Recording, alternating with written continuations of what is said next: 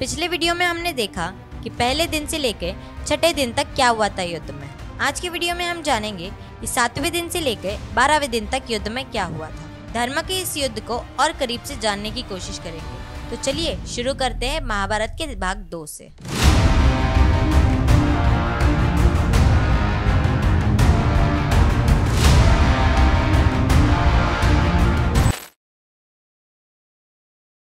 आज एक भरी युद्ध का दिन है। धरती का हर कोना कांप रहा है और वीर योद्धा अपनी ताकत और हिम्मत के साथ मैदान में उतर रहे हैं। 7वें दिन जब अर्जुन ने अपनी धनुष को खींचकर कौरव सेना पर हावी होने की ठान ली, उनके आंखों में जुनून और जज्बात थी।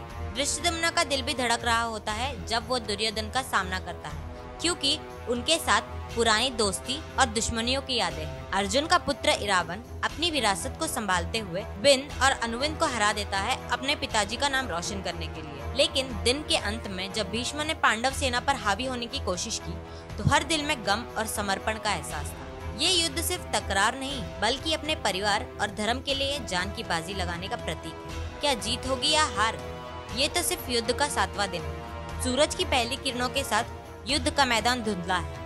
धरती पर खून का रंग चढ़ रहा है और वीर योद्धाओं की गूंजती आवाजें हवा में गूंजती है।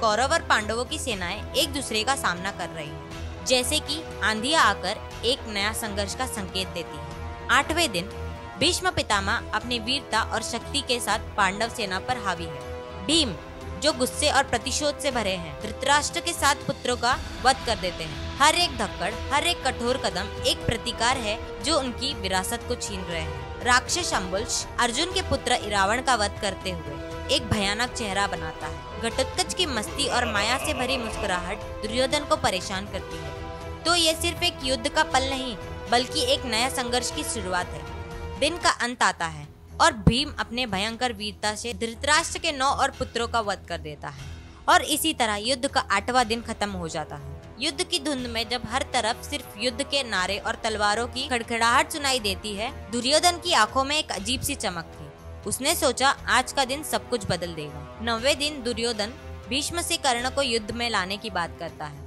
भीष्म अपने वीरता और धैर्य के साथ उसे आश्वासन देते हैं। दुर्योधन या तो श्री कृष्ण को शस्त्र उठाने के लिए विवश कर देंगे या फिर किसी एक पांडव का वध कर देंगे। ये शब्द दुर्योधन के दिल में एक अजीब सी उम्मीद जगाते हैं, लेकिन साथ ही भीष्म को वचन बोझ भी है। युद्ध में भीष्म को रोकने के लिए श्री कृष्ण अपनी प्रतिज्ञा तोड़ देते हैं। जब उन्होंने शस्त्र उठाया तो सारी दुनिया की नजर उन पर टिक गई। इस दिन भीष्म की वीरता पहलवानों की सेना का अधिकांश भाग समाप्त कर देती है और उनका हौसला भी बढ़ जाता है। युद्ध का मैदान एक बार फिर से दहशत से गूंज उठा। लेकिन क्या ये उनका अंतिम निर्णय होगा, ये प्रश्न भीष्म को पड़ता है। रात का अंधेरा छा गया है। धुंधली रात में सिर्फ एक चिंगारी चमकती है, वो है पांडवों की वीरता। एक तरफ है अपने धर्म युद्ध की भावना, दूसरी तरफ है अपने गुरु भीष्म की समस्या।